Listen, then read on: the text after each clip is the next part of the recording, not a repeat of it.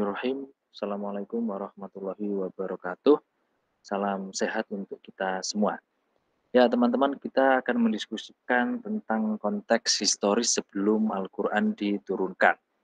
Ini merupakan jadwal lanjutan kita setelah sebelumnya kita mendiskusikan tentang definisi Al-Quran, baik dari aspek etimologisnya maupun dari aspek terminologisnya. Nah, setelah kita memahami tentang definisi Al-Quran tersebut, sebagaimana kontrak belajar yang sudah sama-sama kita sepakati, kita akan membahas tentang konteks historis sebelum Al-Quran diturunkan. Itu artinya kita akan mendiskusikan beberapa hal pada masyarakat Arab pra-Islam. Nah, kira-kira apa yang perlu didiskusikan? Ada banyak aspek, ada banyak hal, ada banyak keadaan yang bisa didiskusikan dari kehidupan masyarakat Arab pra-Islam atau sebelum Al-Quran itu diturunkan. Tetapi di sini saya memilih 5 aspek yang saya yakin itu mampulah memberikan gambaran kepada kita secara umum untuk memahami keadaan masyarakat Arab pra-Islam. Yang pertama adalah keadaan politik atau al-ahwal asiyasiyah. Kita akan mendiskusikan bagaimana keadaan politik era itu. Kemudian selanjutnya kita akan mendiskusikan tentang keadaan sosial atau al-ahwal al-ijtimaiyah. Ada kelas sosial atau tidak di era masyarakat Arab pra-Islam itu. Kemudian kita akan mendiskusikan tentang keadaan ekonomi masyarakat Arab pra-Islam atau al-ahwal al-iqtisadiyah. Bagaimana cara mereka melakukan transaksi, ataukah bagaimana cara mereka melakukan hubungan antara satu pedagang dengan yang lainnya, kemudian apa yang dijual, bagaimana cara mereka memproduksi itu. Kemudian selanjutnya kita akan mendiskusikan juga tentang keadaan keagamaan atau al-ahwal ad-diniyah. Apakah Tuhan yang mereka sembah itu sama seperti instruksi dalam Al-Quran nanti setelah Al-Quran turun, atau bagaimana. Kemudian terakhir kita akan mendiskusikan tentang keadaan ilmu pengetahuan atau al-ahwal al-ilmi atau ahwalul ma'rifah. Apakah benar bahwasanya masyarakat Arab pra-Islam itu jahil dalam keadaan buta ilmu pengetahuan sama sekali? Itu yang akan kita diskusikan. Baik, sebelum kita mendiskusikan kelima aspek ini, ada sumber referensi yang teman-teman bisa rujuk. Secara umum memang teman-teman bisa melihat di lembaran kontrak belajar kita ada berbagai macam referensi di sana untuk kelas ulumul Quran, tetapi di sini saya ingin menambahkan sumber referensi khusus yang berkaitan dengan materi konteks historis sebelum Al-Quran itu diturunkan secara khusus. Nah, yang pertama adalah teman-teman bisa melihat karyanya Muhammad Suhel Tokush. Judulnya itu Tarikhul Arab Qoblal Islam. Selanjutnya teman-teman juga bisa melihat, melacak gitu kan, karyanya Khalil Yahya Nami, judul bukunya itu Al-Arab Qoblal Islam, Tarikhuhum, Lughatuhum, Alihatuhum. Jadi Khalil Yahya Nami ini mendiskusikan masyarakat Arab pra-Islam itu dari sisi historisnya, kemudian dari sisi linguistik atau bahasa-bahasa yang digunakan dan bagaimana bahasa itu berkembang, akan juga mendiskusikan tentang Tuhan-Tuhan pada era itu. Kemudian teman-teman juga bisa menengok bukunya Jawad Ali yang berjudul Al-Mufassal fi Tarikhil Arab Qoblal Islam. Itu yang bahasa Arab. Kemudian dari bahasa Inggris, ini rujukan primer ya. Siapa saja yang berbicara tentang masyarakat Arab, khususnya Arab pra-Islam juga, itu kalau nggak merujuk pada bukunya Philip Kahiti, itu dianggap tidak otoritatif. Jadi bukunya Philip Kahiti, History of the Arabs, kemudian yang disempurnakan atau dilengkapi begitu ya dengan Albert Hurani dalam bukunya History of the Arab Peoples itu, teman-teman ketika mendiskusikan masyarakat pra-Islam itu akan sangat otoritatif. Baik, kita mulai diskusi kita. Nah, yang pertama adalah al-ahwal asiyasiyah. Kita ketahui bahwasanya pada masyarakat Arab pra-Islam itu kekuasaan politik tidak tersentral. Jadi tidak ada distribusi kekuasaan di sana. Pertama, tentu karena tidak ada satu wilayah tertentu yang kemudian dalam wilayah tersebut ada pembagian kekuasaan. Seperti yang kita lihat pada era modern ini tentang adanya konsep negara bangsa. Karena dalam konsep negara bangsa kan ada distribusi kekuasaan, khususnya kalau kita menengok dari sistem politik demokrasi. Di sana atau pada masyarakat Arab tidak demikian. Jadi kekuasaan politik tidak tersentral, tidak ada distribusi kekuasaan. Lantas siapa yang berkuasa? Yang berkuasa adalah kasta tertinggi dalam kelas sosial. Tentang kelas sosial ini nanti kita diskusikan di keadaan sosial atau al-ahwal al-ijtimaiyah. Yang perlu teman-teman pahami di sana adalah bahwa masyarakat pra-Islam itu hidup dengan kabilah-kabilahnya sendiri-sendiri. Itu yang pertama kali untuk dipahami. Artinya kekuasaan politik atau dinamika politik itu dikuasai oleh kepala suku atau ketua klan di bawah, atau ia menguasai masyarakat atau garis-garis keturunan yang berdasarkan klan atau suku tersebut. Misalnya di wilayah A, klan sukunya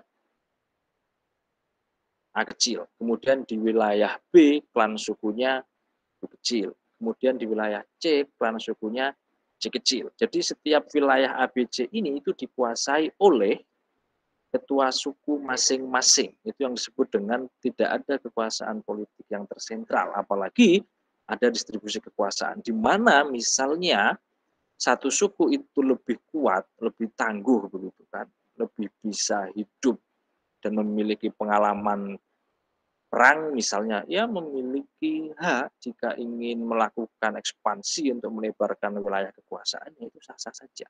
Akan ada perang suku nanti. Nah, kemudian dari meskipun kekuasaan politik itu tidak tersentral gitu kan, tidak ada distribusi kekuasaan karena satu wilayah dikuasai oleh misalnya satu suku, bagaimana cara komunikasi politik antar suku ini? Ada yang menarik, jadi meskipun mereka itu memiliki kekuasaan yang berbeda antar klan, tetapi ada diplomasi di antara mereka yang dapat kita lihat dari kontrak politik yang berkaitan dengan hak penjagaan dan keamanan bagi seorang utusan. Jadi mereka itu sudah memiliki kesepakatan politik bahwa seorang utusan yang membawa pesan begitu ya, dari suku A ke suku B misalnya, jadi seorang utusan ini harus dijaga nyawanya, harus diberikan keamanan, tidak boleh disakiti apalagi sampai dibunuh.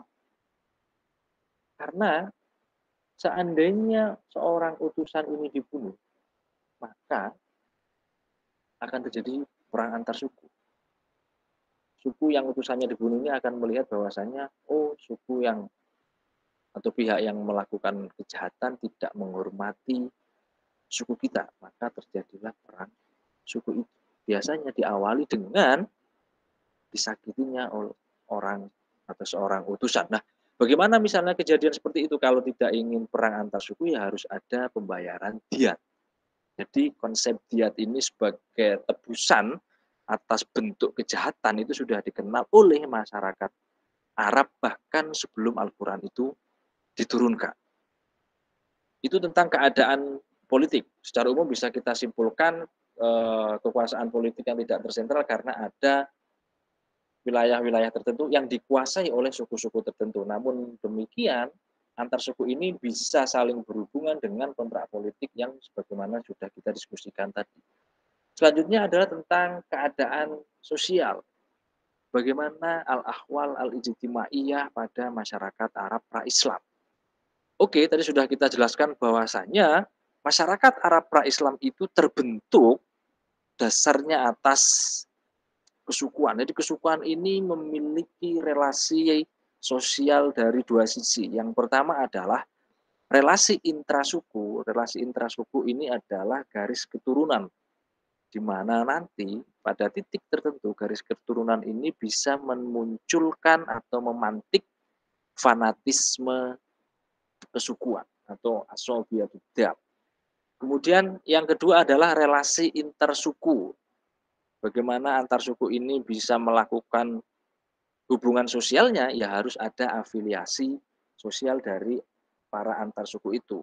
Dalam bahasa Arabnya diterjemahkan dengan asobiatul intima. Jadi, eee, keadaan sosial pertama itu dibentuk oleh garis keturunan. Ketika garis keturunan ini ingin melakukan hubungan diplomasi, hubungan sosial misalnya, ya harus ada afiliasi yang mengikat kedua antar suku tersebut. Kemudian misalnya suku A dan suku B sudah berafiliasi untuk saling berhubungan dalam konteks sosial.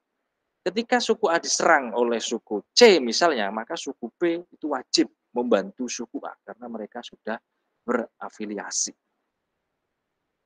Kemudian jika kita teruskan, apakah ada pembagian kelas sosial pada masyarakat pra-Islam itu? Ya, ada. Jadi masyarakat Arab pra-Islam itu mengenal kelas sosial atau kelas sosial pada masyarakat Arab pra-Islam itu dibagi ke dalam 3 kelas. Yang pertama adalah at-tabaqah al-ulya. Ini adalah kelas pertama, tingkatan yang paling tinggi. Siapa mereka? Mereka adalah anak-anak kabilah, anak-anak kepala suku. Kalau para bangsawan ya, para putra mahkota begitu, para putri, putri raja, raja dalam konteks suku. Mereka menduduki kelas sosial yang tinggi. Konsekuensinya adalah mereka berhak untuk memerintahkan sesuatu, mereka berhak untuk melarang sesuatu, mereka berhak untuk memiliki sesuatu yang mereka inginkan. Kalau zaman dulu ya onta gitu, mau onta berapa itu harus diberikan kepada mereka karena kelas mereka itu paling tinggi dalam potret kehidupan sosial, harus dihormati. Kemudian yang kedua adalah at-tabaqah al-wusta atau kelas menengah. Kelas menengah ini siapa? Kelas menengah ini adalah al-khula'a.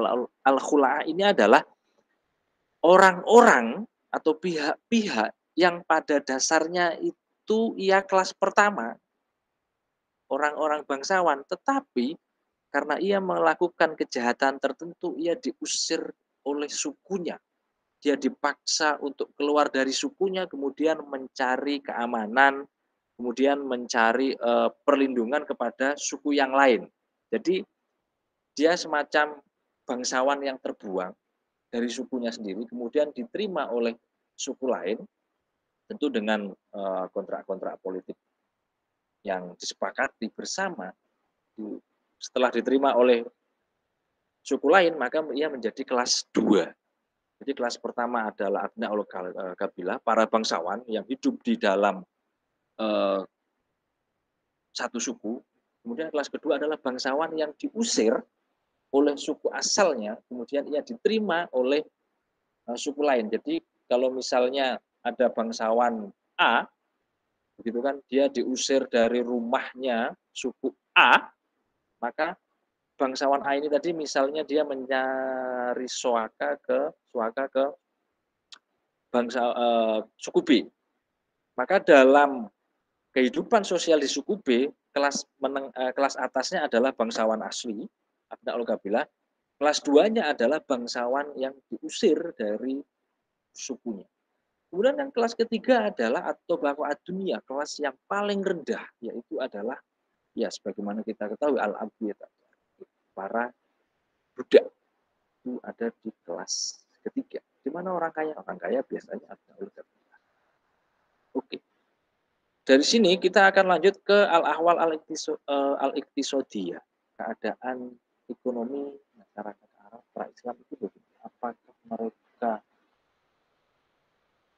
secara acak melakukan proses transaksi ekonominya? Ternyata tidak. Jadi sebagaimana teman-teman bisa baca, masyarakat Arab pra-Islam itu ada yang sibuk dengan pertanian. Ini adalah masyarakat agrikultural. Ada yang menanam gandum, kurma, dan juga buah-buahan. Di lain sisi ada masyarakat Arab pra-Islam yang untuk bertahan hidup itu dengan jalur peternakan, misalnya merawat atau memelihara onta, kemudian memelihara kuda, atau kambing begitu ya, untuk bertahan hidup. Kan kambingnya bisa dijual. Kemudian nanti dibelikan misalnya kalau pengen buah, sayur, atau gandum kepada para petani. Nggak punya duit, ya bisa saling barter. Kemudian yang ketiga adalah perdagangan. Perdagangan ini adalah mereka yang memiliki modal tentu biasanya bekerja sebagai ya mereka akan beli kepada para petani, mereka akan beli kepada para peternak, kemudian itu akan dijual lagi. Itu adalah para pedagang. Kemudian ada yang menarik dari masyarakat Arab Islam ini adalah mereka sudah mengenal teknik industri. Jadi jangan kita kira pada masyarakat Arab Islam itu sebelum Al-Quran diturunkan, lantas mereka tidak mengerti tentang teknik industri sama sekali, tidak. Mereka mengerti itu. Buktinya apa? Atau kira-kira apa yang dilahirkan dari teknis industri pada masyarakat Arab Islam itu? Kalau pertanian itu berkaitan dengan misalnya konsumsi kita sehari-hari yang keluar dari bumi, begitu kan. Kemudian peternakan ini dari hewan, perdagangan adalah bagaimana melakukan transaksi ekonomi. Jadi dari teknik industri ini kita bisa lihat misalnya tentang monumen-monumen yang dibangun oleh masyarakat Arab pra-Islam. Itu adalah bukti mereka mengenal teknik industri di era itu, meskipun tidak secanggih sekarang. Kita mengenal juga tentang bagaimana bejana-bejana itu dibuat dari logam. Kita mengenal juga atau kita bisa melihat bagaimana pedang-pedang itu disepuh dari besi. Bagaimana mereka mempersenjatai sukunya. Itu semua diolah tentu dengan teknik industri, di mana olahan teknik industri ini seperti pedang atau bejana entah dari emas atau dari logam atau dari perak begitu ya, atau mungkin muk, itu bisa dijual kepada suku lain misalnya yang tidak memiliki keterampilan serupa, dan itu akan mendatangkan atau bisa menjadi faktor ekonomi suku tersebut untuk bisa bertahan hidup. Jadi misalnya ada suku yang fokus di pertanian, ada suku yang fokus di peternakan, kemudian ada suku yang kemudian nomaden ke sana ke sini menjual satu barang dengan barang yang lainnya. Kemudian ada suku yang terampil dengan teknik industrinya, mereka bisa melakukan transaksi ekonomi dengan apa yang mereka punya.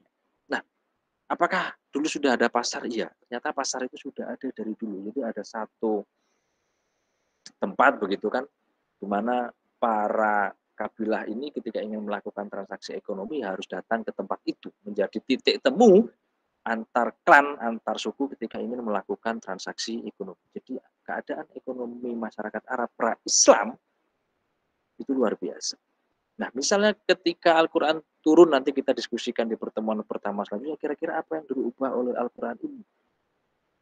Jikalau konsep umumnya tentang pertanian, peternakan, perdagangan, teknik industri ini adalah hal-hal yang positif, barangkali dalam praktik-praktiknya secara khusus tentang pertanian, tentang peternakan, tentang perdagangan, tentang teknik industri dan segala macam itu, ada praktek-praktek yang misalnya tidak sejalan dengan ajaran Islam yang tertuang dalam Al-Quran itu. Misalnya mereka tidak mengenal konsep zakat, Al-Quran mengenalkan itu. Mereka tidak mengenal konsep riba, Al-Quran mengenalkan itu. Itu nanti berarti kan Al-Quran membawa perubahan dalam konteks ekonomi itu seperti ini. Kalau yang kita diskusikan sebelumnya tadi ada kelas sosial. Dalam Islam kita tidak mengenal kelas sosial, sebagaimana di dalam Al-Quran tidak mengenal kelas sosial, pembagian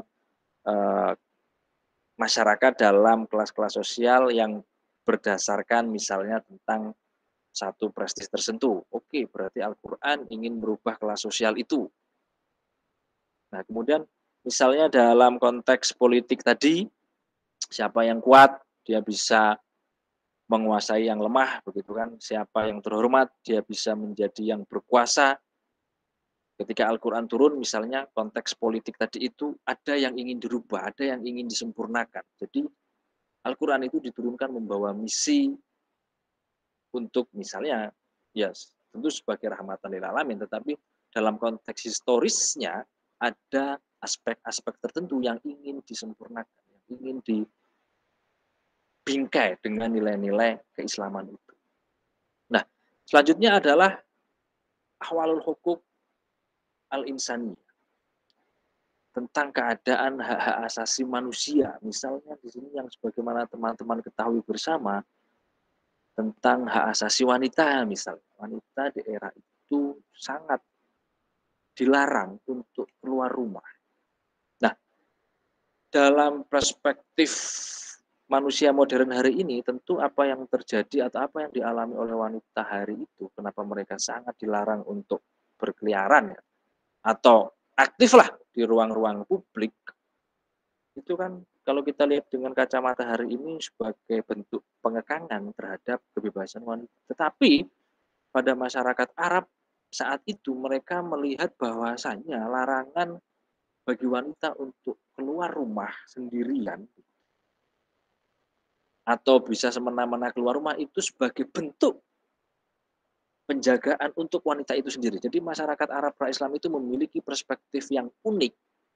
Jadi ketika mereka mengurung para wanita di dalam rumah itu bukan sebagai bentuk pengekangan, dalam perspektif mereka itu adalah upaya penjagaan agar para wanita ini terjaga dari hal-hal yang tidak diinginkan. Tentu wanita-wanita di sini adalah wanita-wanita yang bukan para budak. Nah, kemudian dalam keadaan tertentu juga masyarakat Arab pra-Islam itu sudah mengharamkan untuk menghilangkan nyawa seseorang tanpa alasan. Mereka memiliki pemahaman bahwasanya membunuh itu dilarang. Dengan demikian, jika ada kasus pembunuhan, meskipun itu dilakukan oleh satu orang, maka yang harus bertanggung jawab adalah satu suku. Kalau tidak ingin terjadi perang antar suku, maka ya harus membayar diat itu tadi. Jadi satu orang yang melakukan, satu suku yang harus ikut bertanggung jawab. Oke, apakah itu nanti akan didiskusikan ketika Al-Quran turun? Tentu ya. Tentang hukukul mar'ah, tentu iya juga.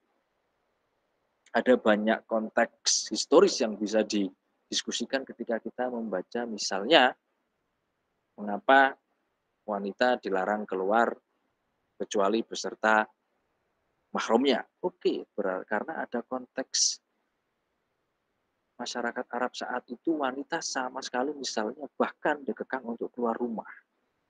Nah, Al-Quran kemudian memberikan solusi, ini bisa kita diskusikan lebih lanjut teman-teman ya, wanita boleh keluar dari rumah dengan syarat ditemani oleh mahram. Ini adalah satu bentuk bagaimana Al-Quran itu mengizinkan wanita untuk aktif di ruang publik dalam konteks itu. Kemudian tentang tahrim qatlil insan misalnya, manusia dilarang untuk membunuh orang lain ya. Dalam Al-Quran kan ada. Mereka yang membunuh satu orang itu seolah-olah membunuh semua umat manusia. Kesadaran-kesadaran ini tentu perlu kita tumbuh kembangkan bahwasanya menyakiti orang lain itu adalah hal yang dilarang, hal yang harus dihindari apalagi sampai menghilangkan nyawa seseorang. Oke, bahkan dalam praktiknya Al-Quran mengenalkan konsep kisos itu. Mereka yang membunuh ya harus dibunuh. Siapa yang harus dibunuh? Apakah satu suku? Tentu tidak. Mereka yang melakukan kejahatan saja. Satu sukunya bisa ikut terlibat tidak dalam konteks sama-sama dijatuhi hukuman bunuh, tidak. Tetapi ketika misalnya bisa damai dengan membayar diat, ya satu suku tersebut ikut menanggung diat orang yang melakukan kriminalitas tersebut. Nah, di lain sisi juga ada diskusi tentang hukukus sayyid alal. Bagaimana seorang tuan itu memiliki hak-hak tertentu, hak-hak keistimewaan kepada para hamba sahayanya pada saat itu. Kemudian misalnya Al-Quran turun menyikapi konteks historis ini tentang hak asasi manusia, bagaimana dalam praktik-praktik syariat itu salah satu solusinya adalah sebagai tebusannya agar ia terhindar dari dosa duniawinya, karena dosa ukhrawinya itu nanti pure murni hak Tuhan, mau mengampuni atau tidak. Dia harus misalnya memerdekakan budak. Ini adalah satu bentuk kepedulian Al-Quran terhadap upaya penyamarataan hak asasi manusia. Oke, kemudian selanjutnya kita akan mendiskusikan tentang keadaan keagamaan dalam masyarakat Arab pra-Islam. Sebelum Al-Quran diturunkan, kemudian mengenalkan konsep Tuhan yang Esa, kemudian mengenalkan konsep Nabi akhir zaman, kemudian mengenalkan konsep keimanan dan rukun-rukun Islam itu tentu. Nah, masyarakat Arab pra-Islam itu dalam konteks keagamaannya itu memiliki banyak ritual peribadatan sekaligus memiliki banyak model keyakinan. Yang pertama adalah ibadatul aslaf. Ibadatul aslaf ini adalah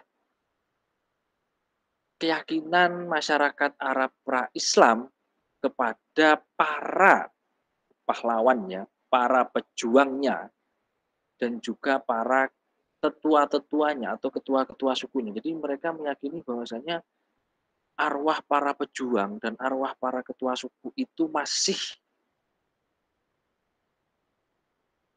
mengawasi gerak-gerik orang-orang dalam suku tersebut yang meyakini ibadatul aslaf ini. Jadi mereka melakukan penyembahan terhadap arwah-arwah para pejuang, arwah-arwah para ketua suku karena mereka meyakini mereka yang sudah meninggal itu para pejuang dan para pahlawan atau para ketua sukunya itu masih hidup dengan mereka meskipun tidak kasat mata. Mereka meyakini itu dan mereka melakukan penyembahan agar tidak dimarahi karena mereka takut kan dengan suku-sukunya. Kemudian yang kedua adalah al-fitisiyah. Al-fitisiyah ini adalah satu bentuk keyakinan, teman-teman ya. Mereka mempercayai ada kekuatan gaib, ada kekuatan supranatural dalam pohon, dalam batu-batu, begitu ya. Mereka meyakini itu kemudian melakukan pemujaan kepada arwah yang tinggal di batu-batu dan di pohon-pohon tersebut. Jadi dalam diskusinya Suhel Tokus, meskipun mereka mengkultuskan batu-batu atau pohon-pohon tertentu dalam model keagamaan Al-Fitisiyah ini, yang mereka sembah itu bukan batu-batunya atau pohon-pohonnya, bukan, tetapi kekuatan gaib, entah apa ini, yang bersemayam pada batu-batu dan pohon-pohon itu. Tentunya bukan Tuhan. Mereka meyakini itu, ada kekuatan gaib, ada kekuatan supranatural yang bersemayam dalam batu dan pohon-pohon itu, kemudian mereka melakukan pemujaan terhadapnya. Jadi yang mereka puja atau yang mereka sembah itu bukan batu atau pohonnya, tetapi arwah atau kekuatan gaib yang bersemayam di kedua hal tersebut. Kemudian yang selanjutnya ini ada keyakinan atutomiyah. Atutomiyah ini lebih unik lagi. Jadi mereka meyakini bahwasannya ketika mereka dilahirkan ke dunia dalam waktu yang bersamaan, teman-teman ya, ada tumbuhan yang juga tumbuh. Ada hewan yang juga dilahirkan oleh induknya. Itu mereka meyakini itu. Jadi ketika mereka menemukan misalnya mereka lahir di hari itu, di jam itu, kemudian di satu sisi ada tumbuhan yang sedang mekar, di satu lain misalnya ada binatang yang sedang melahirkan, mereka itu meyakini bahwasanya ada kesamaan nasab antara mereka dengan para hewan dan para tumbuhan itu. Itu ibadah atutomnya. Dengan demikian, hewan dan tumbuhan itu harus mereka jaga, harus mereka lindungi, nggak boleh dimakan. Kemudian pada tahap tertentu mereka akan mengkultuskan hewan dan tumbuhan itu berdasarkan keyakinan mereka bahwa mereka memiliki bisa kita istilahkan sharing nasab lah karena lahir dalam waktu dan hari dan momen yang bersamaan. Unik. Kemudian selanjutnya adalah al-arwahiyah. Al-arwahiyah ini satu keyakinan terhadap kearwahan. Jadi mereka kemudian melakukan penyembahan atau pengkultusan terhadap hal-hal yang bisa menghilangkan arwah. Dalam penelitian Tokus itu juga disebutkan yang dimaksud dengan al-arwahiyah ini adalah misalnya begini. Mereka tuh masyarakat Arab pra-Islam itu sangat takut dengan kematian, sangat takut dengan kematian. Dengan demikian, hal-hal yang bisa mendatangkan kematian itu kemudian mereka puja, mereka kultuskan agar ya kalau bisa mereka nggak mati kan gitu. Tapi itu kan nggak bisa dihindari kematian itu.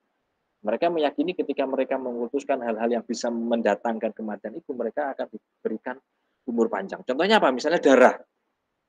Ada yang memuja darah itu ada. Karena mereka misalnya meyakini al-arwahiyah ini. Karena ketika darah seseorang itu keluar banyak, itu bisa mendatangkan kematian. Darah itu harus dijaga, harus dihormati. Kemudian ada yang kemudian al-hawa, kemudian mengkultuskan udara. Udara itu dikultuskan kenapa demikian? Karena ketika manusia itu sudah tidak bisa menghirup udara, maka manusia itu akan mati. Nah, bagaimana udara ini biar terus mau kita hirup itu diyakini kemudian dikultuskan. Apa yang saya diskusikan nanti kalau teman-teman tidak percaya, saya bisa share materinya, bisa saya berikan bukunya. Kepercayaan yang unik. Kemudian dalam tahap tertentu mereka percaya bahwasanya arwah itu kan terbang, tidak kasat mata. Yang bisa kasat mata dan terbang itu kan burung. Nah, pada mereka yang meyakini konsep keagamaan arwahiyah ini kemudian mengkultuskan burung-burung itu. Bagi mereka, burung itu bukan hanya sebagaimana yang dilihat oleh mata, tidak, tetapi ia merupakan arwah-arwah yang berterbangan kemudian menjelma menjadi burung. Kita kemudian mengkultuskan burung. Itu adalah konsep keagamaan al-arwahiyah. Nah, selanjutnya adalah ada ibadatul kawakib. Ibadatul kawakib ini ya sebagaimana kita tahu adalah para penyembah bulan, para penyembah matahari, seperti itu teman-teman, yaitu ada di ibadatul kawakib. Kemudian yang terakhir adalah al-wathaniyah. Al-wathaniyah ini yang kita kenal dengan paganisme. Kalau yang teman-teman kenal ya ada Lata, Uzza, seperti itu. Itu hanya 2 contoh model. Di buku-buku yang saya sebutkan tadi, di sumber-sumber primer itu paganisme dalam Arab itu tidak hanya Lata, Uzza, ada banyak banget contohnya, banyak sekali contohnya. Dengan nama-nama yang berbeda-beda, dengan gambar dan bentuk-bentuk yang berbeda-beda. Ini lebih ke kepahatan, keukiran, lebih ke bentuk visualisasi dari keyakinan mereka di wasaniyah ini. Makanya keluarlah apa yang disebut dengan patung-patung berhala itu. Itu konteks keagamaan. Dari apa yang kita diskusikan ini kan keadaan keagamaan pada masyarakat Arab pra-Islam. Ketika Al-Quran itu turun, apakah diakomodir semua konsep keagamaan tadi atau semuanya justru dieliminir, dikenalkan satu pemahaman teologis keesaan Tuhan. Seperti itu teman-teman. Itu nanti kalau mau didiskusikan tentu dengan teman-teman yang dari jurusan akidah filsafat. Oke. Selanjutnya adalah tentang al-ahwal al-ilmiyah atau ahwalul ma'rifah, keadaan ilmu pengetahuan pada masyarakat Arab pra-Islam. Nah, apakah masyarakat Arab pra-Islam itu kemudian bodoh, tidak mengenal ilmu pengetahuan sama sekali? Tidak. Bagi manusia yang memiliki misalnya tentang sejarah peradaban yang sudah lama, tentu mereka memiliki ilmu pengetahuan. Yang pertama adalah ilmu lughoh. Mereka memiliki pengetahuan linguistik yang sangat keren. Dari sini, dari ilmu lughoh ini kita mengenal tentang al-udab, ilmu adab. Kemudian ada asy-syi'r. Orang-orang yang ahli syair ini kemudian dijuluki dengan asyu'ara. Orang-orang yang ahli adab tadi dijuluki dengan udaba. Ada an-nathar, nusara, begitu kan. Jadi ada ahli puisi, ada yang ahli prosa, begitu, ada yang ahli sastra. Itu mereka sudah mengenal itu, sudah banyak pujangga-pujangga gitu ya. Dan pujaga-pujaga ini ketika membuat puisi atau prosa atau sastra biasanya memang ditujukan untuk memuliakan para tuhan-tuhan mereka itu tadi. Jadi kalau mereka meyakini tentang konsep, ibadatul aslaf ya mereka akan membuat pujian-pujian, pujian-pujian kepada para pahlawannya, para ketua-ketua sukunya agar enggak dimarahi, agar diawasi tetapi tidak diganggu. Kalau mereka mempercayai dengan konsep keagamaan yang, al-arwahiyah, ya mereka akan membuat satu prosa, satu puisi untuk memuja dan memuji arwah-arwah itu dalam bentuk ya kepada burung atau kepada darah atau kepada udara. Kalau mereka meyakini konsep keagamaan yang al-watani, al-paganisme, maka puisi, sastra, dan prosa itu akan didedikasikan atau isinya adalah puja-pujian kepada para pemilik sembah. Nah, kemudian Al-Quran turun, gitu kan, mengenalkan satu pemahaman teologi, satu konsep ketuhanan tertentu yang sepenuhnya berbeda, begitu kan. Nah, ini kemudian dengan ijaz lugawinya, begitu kan. Sebelum mengenalkan selain mengenalkan konsep ketuhanan yang sepenuhnya berbeda, Al-Quran juga memiliki ijaz lugawi di mana secara terbuka Al-Quran menantang siapa di antara kalian nggak usah membuat yang sama persis lah atau membuat yang seperti ini, yang mirip-mirip aja itu untuk melemahkan para ahli luwuh dalam pra-Islam karena mereka memiliki ilmu pengetahuan bahasa yang sangat luar biasa. Kemudian yang kedua adalah ilmu sona'ah. Ilmu sona'ah ya ini adalah ilmu pengetahuan tentang teknik industri tadi itu. Jadi masyarakat Arab Islam sudah mengenal bagaimana caranya membuat pedang, bagaimana caranya membuat membangun monumen begitu ya. Bagaimana cara mereka membuat bejana-bejana, itu mereka sudah punya ilmunya. Kemudian ilmu hisab, ilmu hitung-hitungan, mereka juga punya. Lebih meskipun dalam konteks eh, pembuktian empirisnya tentu tidak secanggih hari ini ya. Mereka konsep hitung-hitungannya ya hitung-hitungan bintang gitu ya. Selain ilmu hisab yang matematika murni untuk urusan perdagangan, tentu itu sudah masuk dalam benak mereka. Ilmu hisab ini tidak hanya dalam bentuk matematika praktis tidak, tetapi untuk hitungan-hitungan ramal mereka juga memiliki pengalaman itu. Bagaimana meramal atau nasib manusia berdasarkan bintang-bintang gitu ya. Itu mereka punya pengalaman itu. Nah, kemudian ada ilmu istiqsot. Jelas ya, mereka juga memiliki ilmu pengetahuan tentang ekonomi, tentang bagaimana melakukan transaksi ekonomi untuk bertahan hidup. Ya, kalau nggak barter, ya bisa saling memenuhi satu kebutuhan antar suku dengan keahliannya masing-masing dalam mengolah atau memproduksi barang-barang yang bisa dikonsumsikan atau diperjualbelikan atau dibarter. Nah, barangkali itu dulu yang bisa kita diskusikan. Dari sini bisa kita simpulkan bahwa masyarakat Arab pra-Islam itu sudah memiliki peradaban tertentu, gitu teman-teman. Mulai dari konteks politik, sejarah politiknya, mulai dari konteks sejarah sosialnya, mulai dari konteks ilmu pengetahuannya, bahkan juga keagamaannya. Nah, Al-Quran turun itu untuk merespon tentu ya, selain sebagai kitab mengajarkan tentang konsep teologi, itu juga merespon masyarakat Arab saat itu. Karena sasaran Al-Quran turun kan untuk rahmatan lil alamin, semuanya untuk manusia, kemaslahatan manusia secara keseluruhan. Itu nanti akan kita diskusikan di pertemuan lain bagaimana Al-Quran merespon, merubah, membenahi, menyempurnakan begitu ya terhadap praktik-praktik yang sudah kita diskusikan tadi. Nah, pertanyaannya adalah ketika masyarakat Arab sudah memiliki berbagai macam apa yang sudah kita diskusikan tadi dari berbagai aspek tadi itu, mengapa mereka kemudian disebut dengan masyarakat Arab jahiliyah? Jawabannya adalah mereka disebut jahiliyah tidak dalam konteks ilmu pengetahuannya.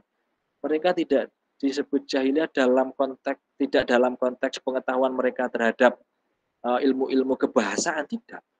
Mereka disebut jahiliyah tidak dalam konteks misalnya melakukan transaksi ekonomi tidak, tetapi jahiliyah dalam konteks yang paling prinsipil yaitu tentang etika, tentang suluk, tentang moral, tentang perilaku. Jadi sasaran jahiliyah itu nanti saya kirimkan referensi. Tidak pada bentuk kehidupan manusia mereka secara umum tidak, tetapi pada bentuk perangai, pada bentuk perilaku, pada bentuk tindakan, pada bentuk moral.